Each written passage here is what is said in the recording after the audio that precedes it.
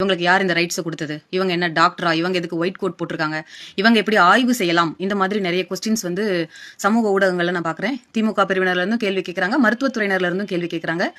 Especially news Tamil சேனல்ல இருந்து எனக்கு இப்போ கால் பண்ணி பேசினாங்க. அதாவது அவங்க பாயிண்ட்டுக்கே நம்மளை கொண்டு வரதுக்கு நியூஸ் தமிழ்ல இருந்து ட்ரை பண்றாங்க. நியூஸ் தமிழ்ல இருந்து கொடுக்கப்பட்ட ஒரு நியூஸ் பாத்தீங்கன்னா, சங்கரங்கோவில் ஜிஹெச்ல இருந்து வெட்டுப்பட்ட பாகம் ஐஸ்ல பதப்படுத்தாம கொண்டு போனதுனால அழுகி போச்சு, அந்த பாடி பார்ட்ஸை பிக்ஸ் பண்ண முடியல அப்படிங்கிற மாதிரி ஒரு நியூஸ் வருது.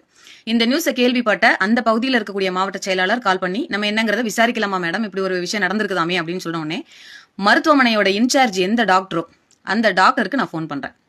ஃபோன் பண்ணி சார் இந்த மாதிரி ஒரு நியூஸ் வருது, இது உண்மையா அப்படின்னு கேட்கறப்போ, இல்லைங்க மேடம், அது ஆம் லெவல்ல இருந்து கட் ஆயிருக்கு, பெரிய பார்ட்ஸ் அப்படிங்கிறதுனால நார்மல் சலைன் பண்ணதுக்கு அப்புறம், அதாவது கிரஷ் இன்ஜுரி, அதுல வந்து சிமெண்ட் இதுல அப்படியே கிரஷ் ஆயிருக்கு, அதனால எவ்வளவுதான் நம்ம வாஷ் பண்ணாலும் சின்ன சின்ன துகள்கள் இருந்தது, டைம் வேஸ்ட் பண்ணாம அனுப்பினாதான் பிளான்டேஷன் பண்ண முடியுங்கிறதுனால நாங்க சீக்கிரமா அனுப்பிட்டோம். ஐஸ் போட்டு தான் அனுப்பியிருக்கோம், அவ்வளவு பெரிய பாக்ஸ் இல்ல, பட் கேரி பேக்ல போட்டதுக்கு அப்புறமா ஐஸ் பதப்படுத்தி தான் நாங்க அனுப்பியிருக்கோன்றத ஹாஸ்பிட்டல்ல இருந்து சொல்றாங்க.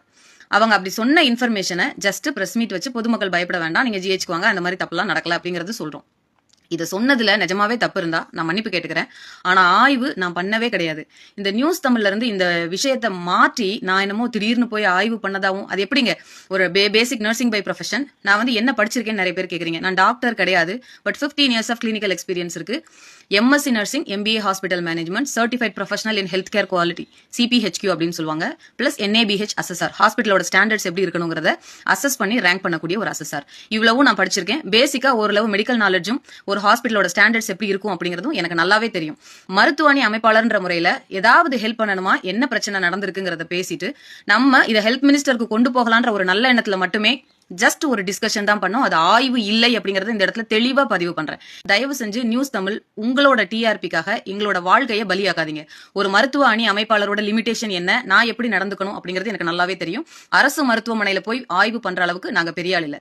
நாங்க மருத்துவ அணியில இருந்து ஏதாவது ஹெல்ப் வேணுமான்னு கேட்கறதுக்கு மட்டும் தான் போனோம். தயவு செஞ்சு நியூஸ் தமிழ் உங்களுடைய சொந்த லாபத்துக்காக ஹெட்டிங் கேப்ஷன் வைக்கிறப்போ திடீர் ஆய்வு, அரசு அதிகாரிகளுக்கு இவங்க எதுக்கு குறுக்க வராங்க, இந்த மாதிரி கேப்ஷன் எல்லாம் போட்டு எங்களுடைய வாழ்க்கையை அழிக்காதீங்க. எங்களோட லிமிடேஷன்ஸ் எங்களுக்கு தெரியும். நாங்க அதுக்குள்ள மட்டும்தான் இருந்தோம். நாங்க ஆய்வு பண்ணல, டிஸ்கஷன் பண்ணி பொதுமக்களுக்கு ஒரு கருத்தை விளக்கம் கொடுத்தோம், அவ்வளவு மட்டுமே. தேங்க்யூ.